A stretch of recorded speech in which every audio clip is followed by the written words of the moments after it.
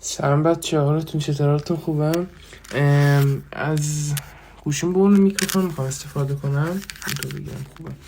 و اومدم یه سری توضیحاتی بدم. این ویدیو یه مقداری تفاوت داره با ویدیوهای دیگه، دوتا ویدیو دیگه گذاشتم.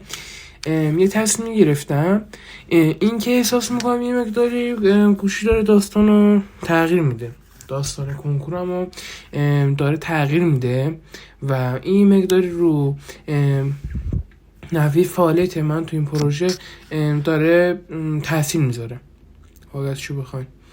و این باعث شد که من بیام این ویدیو رو بگیرم و این ویدیو یه جورایی اینطور نیست که مثلا آره من بذارم تو کانالم بمونه بعضی بیان ببینن. نه، این بیشتر ویدیو برای خود منه، خود من که این ویدیو رو دارم ضبط میکنم الان، که یه تعهدی به خودم داشته باشم روی موضوعی که میخوام جلوتر باهاتون حرف بزنم، که میدونم که به من کمک میکنه این موضوع. تو این پروژه به من خیلی کمک میتونه بکنه و شاید من موفق کنه واقعیتشو بخواین.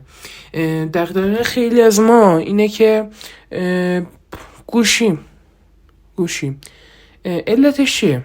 علتش اینه که ما کنکور، چون خب بالاخره همه ما کنکور دادیم، حالا چه نتیجه خوبی داشت چه نتیجه بدی داشت اصلا مهم نیستین، همه ما کنکور دادیم و چون ما خیلی استرس داریم، ذهن ما برای سروایو، تو ویدیو قبلی گفتم دیگه مقداری برای سروایو طراحی شده.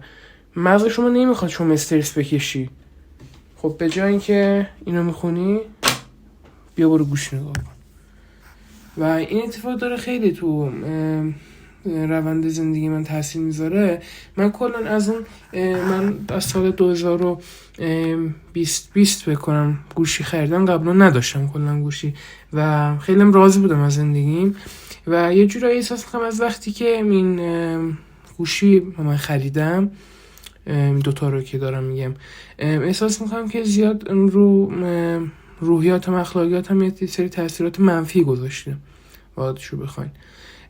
و یه جور این ویدیو رو گرفتم که بیام بگم که چه بهتر کلن حذفش کنم این داستانو تا روز کنکورم، که بعد اون حالا بهتره که داشته باشی، بالاخره سن که میره بالا لازم میشه.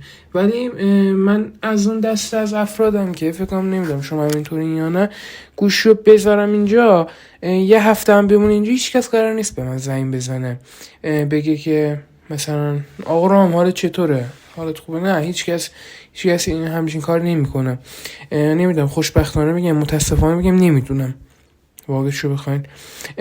و با خودم داشتم فکر میکردم، میگفتم که یه چیزی که مشکل باشه چرا از حذف نکنم کلا. چیزی که مشکله حذفش کن، چیزی که داره اذیتت میکنه حذفش کن دیگه. به این مرحله رسیدی که متاسفانه همین گوشی هم داره به من استرس میده و استرس درس و مشاوره و چیزهای مختلف کم نیست، گوشی هم داره بهش اضافه میشه. من از همین تاریخ امروز که هست تصمیم گرفتم گوشیمو کلا بذارم کنار.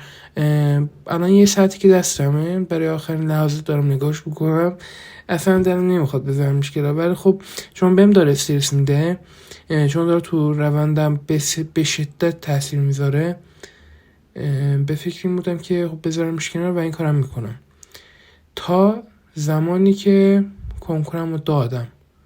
کلا گوشی میره خاموش میشه و ویدیو تو نخواهم داشت، نمیذارم هیچی و گل میدم. کلا تمام فضای مجازی، یوتیوب، همینا میرن کلا تا زمانی که من از کنکور قبول بشم و بیام داستان زیبای کنکور رو براتون تعریف کنم که چه اتفاقاتی افتاد تو این سال. خیلی اینا تو ذهنمه که با این موفقیتی بیام تو ویدیوی بعدی، که بعدی چند ماه، 7-8 ماه بعد بیام بگم که موفق شدم.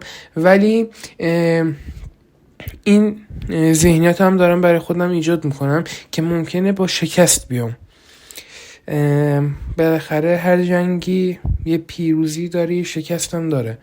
امیدوارم که آخر این نبرد پیروزی باشه، ولی خب با شکستم باشه حتما میگم این موضوع رو. ولی اینو میخوام بدونی که من واقعا نه تنها من، تمام بچه‌ها که الان دارن کنکور میدن، تمام بچه‌ها که کنکور دادن قبلا و خواهند داد تو آینده، که قرار خیلی از خودگذشتگی بکنن، از خودگذشتگی میکنن و از خودگذشتگی کردن. واقعا ما بچه‌ها از لحاظ روحی روانی خیلی داریم فشار میکشیم متاسفانه، و تا تو اون موقع قرار نگیری نمیفهمیم موضوع رو. نمیخوام زیاد طولانیش کنم، خیلی دارم حرف میزنم، حرفای بی خود بی ربط واقعا زیاد میزنم. پس بریم برای 8 محبت.